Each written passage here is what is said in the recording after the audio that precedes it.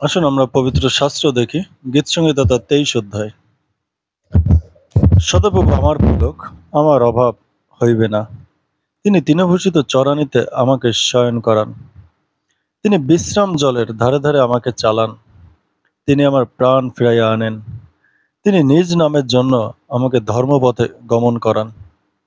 যখন আমি মৃত্যুচ্ছায়ার উপত্যকা দিয়ে গমন করিব, তখনও অমঙ্গলের ভয় করিব না। কেননা তুমি আমার সঙ্গে সঙ্গে আছো। তোমার পাচনী ও তোমার যষ্টি আমাকে সান্ত্বনা করে। তুমি আমার শত্রুগণের সাক্ষাতে আমার সম্মুখে মেজ সাজাইয়া থাকো। তুমি আমার মস্তক তৈলে সিক্ত করিয়াছ। আমার প্রাণপাত্র উথলিয়া পড়িতেছে। কেবল মঙ্গল ও দয়ায় আমার জীবনের সমুদয় দিন আমার অনুচর হইবে, আর আমি সদাপ্রভুর গৃহে চিরদিন বসতি করিব। আমেন। ইহা প্রভুর বাক্য।